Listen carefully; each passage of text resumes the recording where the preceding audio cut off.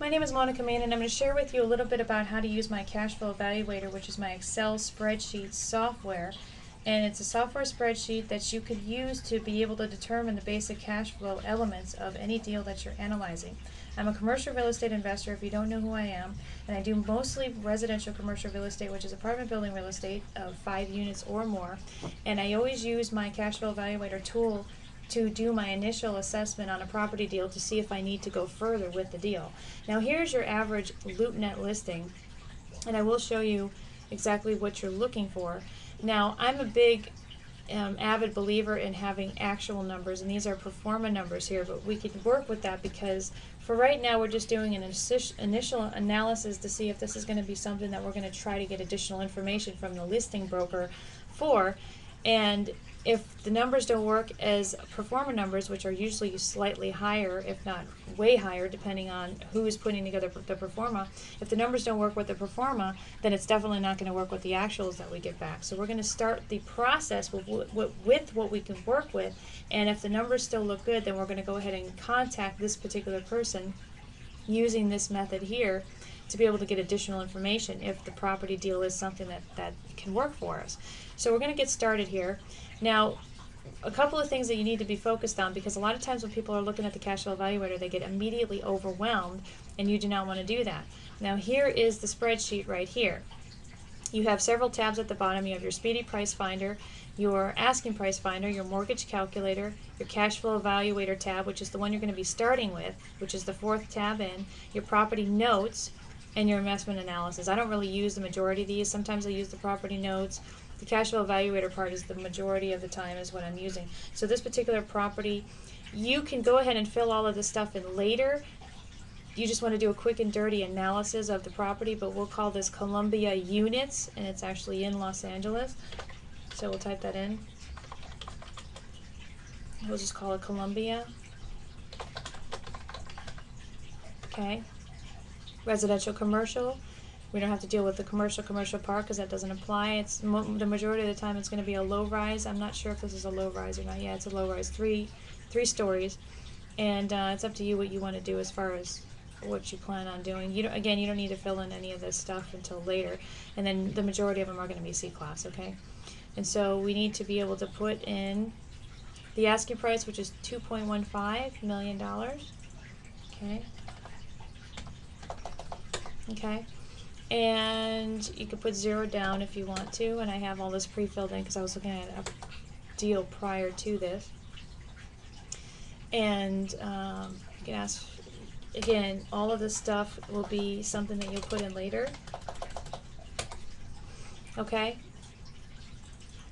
And you'll also hash out your asking price stuff as far as your financing information later as well. Now the majority of the things that you're going to be concerned with is the yellow boxes, here. So you need your purchase price, you need your gross potential rent, gross potential income, which is listed here. Now there's 2 numbers here, your gross, your scheduled and your effective. Since these are both pro formas, you're going to go with the lower number anyway and hope that it's really close to the actuals, because the bottom line is you want your actuals later. So 176,760. Okay, and again, you have your rent roll part here, which you could see they actually are nice enough to give you the rent roll right here, but the majority of the time you don't need to deal with the rent roll until later on when you're more serious with the deal, and the majority of the time obviously is that you're not going to get a rent roll until you're more serious with the deal. Here's what a rent roll looks like, and it's showing a lot of vacant units here. Looks like it's almost like a 50% vacancy level. That's always scary. At any rate, we're not really concerned with that right at this moment. So you'll fill that in later if this seems like a viable deal. Okay. This number will carry out down here, and if you have any other income that's listed there, let's see if there's any other income. It doesn't look like it for the time being, so we'll zero this out. Other income would be like laundry most of the time. And then the banks always require 5% credit and loss, unless of course you're under 100% occupied. I'll put 0 for now, okay? And so the other thing too is that you're not going to have itemized expenses right away unless the listing agent or seller gives them to you. And so again, you don't need to fill in any itemization as far as this goes, but you do have to do it later when you become more serious about the deal. You just need your lump sum. And so I think it's listed here as your operating expenses, which is 84,060. So we'll go ahead and fill that in. Okay. And with this particular property, it's showing that if we put 0% down, we have a cap rate of 4%. That's not acceptable, and we're going to be in the hole. And so you'll go to your asking price finder, and you literally need to offer it'll show you. I usually go in and I would change the price of what I think I'm probably going to offer on the property. And in this particular case, I wouldn't offer more than 1.7 million. So then I go in and I'd see if I have a cash flow on this particular property. Again, I don't. This is not a deal that I definitely want to do because the potential is not there. I think the problem is because the occupancy level is so low on this particular deal. But you know, you'll have your speedy price finder, which will actually show you everything, including your cap rate and all the breakdown of all your stuff, and your asking price.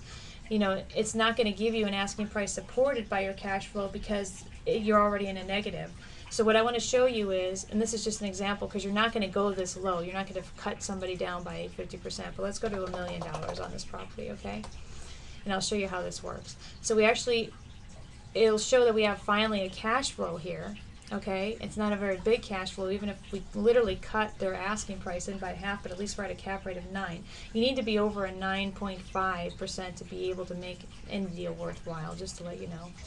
And that's why a lot of California properties don't work out. So now you see that now that we're in a positive, it'll show you your asking price, and your goal is to make $25,000 per $1 million in asking price, and that $25,000 is per year in bottom line cash flow after expenses and after your debt service, which is your mortgage. So in order to be able to get your goal here of $25,000 per million, you're going to have to literally ask $532,000 on this property if you're trying to get it for 0% down.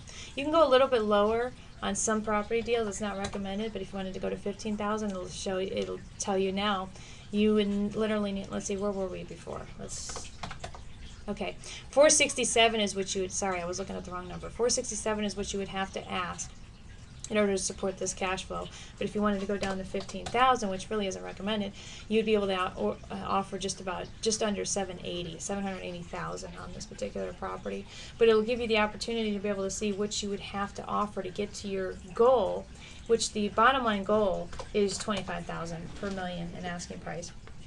And so this particular deal obviously is not one that I would consider pursuing at this point, because even if I did decide or have 20% cash down, and you go and then you're going to change your loan, and that's going to be 80%, you still look and your cash flow is not very good even still, and then you go to your asking price finder. Let's see. Where were we? Asking price finder, 25,000 per million. You could offer just over $1 million, so almost $1.1 million to be able to offer even with 20% cash down. And if you remember, the initial price of the property, let's see, I think we did this wrong here. Oh. Okay. We have to go back. You'd only be able to offer 1.1, you know, and remember the initial price of the property, if you go back here, is 2.1. Okay, so even if you put $20,000 cash down on this property, cash out of your pocket, in order to be able to get your desired cash flow, you would literally need to drop the price $1 million. That's over 50%, and they're not going to go for that. Or that's about 50% anyway. They're not going to go for that. So this is not a deal that you would do. You would quickly pass on and then go to a different deal altogether. And so this is part of the reason why you want to do this initial assessment of the property, because you want to be able to determine if you're going to be, you know, dealing with these people over here, the listing agent, and wasting your time. Because now you don't have to waste your time. You can move on to the next property and the next property and the next property until you do find a viable deal, and then you can go on from there. So that's a little bit about how you can use the cash flow evaluator. As you can clearly see, it's not nearly as intimidating as a lot of people think it is. It's actually quite easy to use, especially if you stick with these yellow boxes here. Just fill out the yellow sections and go to your asking price finder to see what asking price is supported by your bare minimum cash flow requirement, which I would not go under 15,000. And the very least, I wouldn't even go under 12,500. That's the bare minimum bottom I would go. And I wouldn't even go that low in this day and age. There's too many deals out there. At any rate, I'm signing off, and I hope I helped you with the tutorial on your cash flow evaluator.